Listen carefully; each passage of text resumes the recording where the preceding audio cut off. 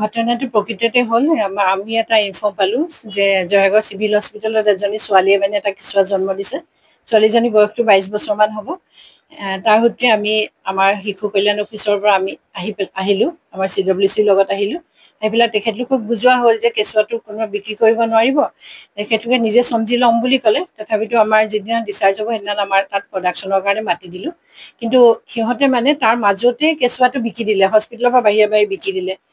আমি পৰহি ৰাতি মই গম পালোঁ, মোৰ ঘৰৰ কাম কৰা মানুহগৰাকীয়ে মোক খবৰ দিলে যে তেহেঁতি মানে 50,000 বিকিলোঁ বুলি কেঁচুৱাটোৰ আইতাকে ক'লে।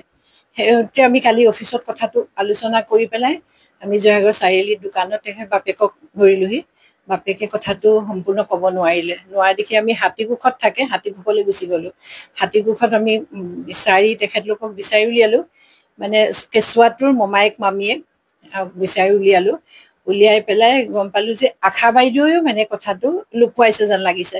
কাৰণ আশা বাইদেৱে যেতিয়া এজনী ছোৱালী প্ৰেগনেণ্ট হৈছে, বিয়া নোহোৱা ছোৱালী, কথাটো আমাক ইনফৰ্ম কৰিব লাগিছিলে, নকৰিলে। নকৰাৰ কাৰণে আশা বাইদেউকো আমি ধৰি লৈ আহিলোঁ। লৈ পেলাই আমি থানাত FIR দিলোঁ। আমাৰ DCPO ছাৰ বিকাশ ৰঞ্জন কোঁৱৰ আৰু মই FIR এখন দিলোঁ। দিয়াৰ পাছত আমি থকাৰ অলপ সময়ৰ পাছতে মই ঘৰ আহি পোৱাৰ পাছতে খবৰ পালোঁ যে মাকে জীয়েকে আমাৰ ওচৰেদি গৈ আছে। মোক ফোন কৰিলে, একেলগে থানালৈ ফোন কৰিলোঁ। ওচৰতে থানাই মই ধৰি পেলাই মাকক জীয়েকক থানালৈ লৈ গ'লোঁ। কিন্তু আইতাক আৰু বোৱাৰীয়েকৰ মাজত এটা হৈছে, বোৱাৰীয়েকে ককাকক 5,000 টকা দিছে যে পইচা পালোঁ, 5,000 টকা দিছে, ককাকে নাই লোৱা বুলি ক'লে। কিন্তু এতিয়া আইতাকে কৈছে যে আমি 25,000 বিকিলোঁ। কিন্তু আমি এতিয়া গম পালোঁ, আশা গেলেকী আশাৰ লগত নাজিৰাৰ লগত গম পালোঁ যে তেখেতলোকে মানে 75,000 টকাত বিক্ৰী কৰিছে বোলে। এতিয়া আজি আমাৰ ওচৰত আকৌ ষ্টেটমেণ্ট দিবলৈ আহিব, তেখেতলোক আহিব। 10টা বজাৰ পিছত আমি সফল হ'ম বুলি ভাবিছোঁ আৰু। কাৰণ কেঁচুৱাটো মানসিকভাৱে দুৰ্বল। কিন্তু এতিয়া মানে আজি সম্ভৱ কাৰ লগত এই কথাটো হ'ল সেইটোও আমি গম পাম চাগে। মানসিকভাৱে দুৰ্বল, কিন্তু ইমানো দুৰ্বল যেন অনুমান নহয় আৰু। সেইটোৱে কথা। আমাৰ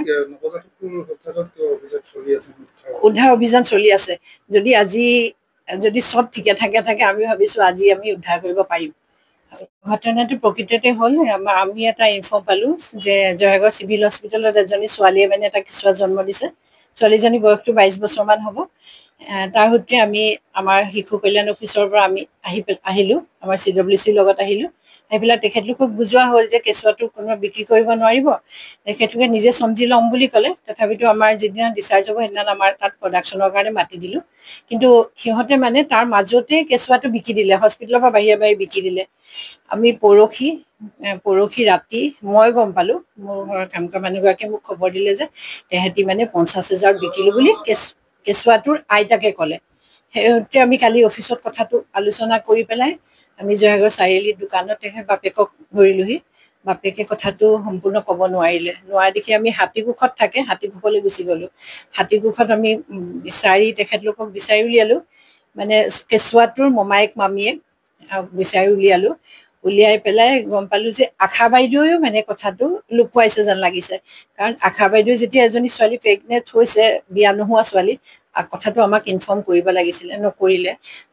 নকৰাৰ কাৰণে আশা বাইদেউকো আমি ধৰি লৈ আহিলোঁ। লৈ পেলাই আমি থানাত FIR দিলোঁ। আমাৰ DCPO ছাৰ বিকাশ ৰঞ্জন কোঁৱৰ আৰু মই FIR এখন দিলোঁ। দিয়াৰ পাছত আমি থকাৰ অলপ সময়ৰ পাছতে মই ঘৰ আহি পোৱাৰ পাছতে খবৰ পালোঁ যে মাকে জীয়েকে আমাৰ ওচৰেদি গৈ আছে। মোক ফোন কৰিলে, একেলগে থানালৈ ফোন কৰিলোঁ। ওচৰতে থানাই মই ধৰি পেলাই মাকক জীয়েকক থানালৈ লৈ গ'লোঁ। কিন্তু আইতাক আৰু বোৱাৰীয়েকৰ মাজত এটা হৈছে, বোৱাৰীয়েকে ককাকক 5,000 টকা দিছে যে পইচা পালোঁ, 5,000 টকা দিছে, ককাকে নাই লোৱা বুলি ক'লে। কিন্তু এতিয়া আইতাকে কৈছে যে আমি 25,000 বিকিলোঁ। কিন্তু আমি এতিয়া গম পালোঁ, আশা গেলেকী আশাৰ লগত নাজিৰাৰ লগত গম পালোঁ যে তেখেতলোকে মানে 75,000 টকাত বিক্ৰী কৰিছে বোলে। এতিয়া আজি আমাৰ ওচৰত আকৌ ষ্টেটমেণ্ট দিবলৈ আহিব, তেখেতলোক আহিব। 10টা বজাৰ পিছত আমি সফল হ'ম বুলি ভাবিছোঁ আৰু। কাৰণ কেঁচুৱাটো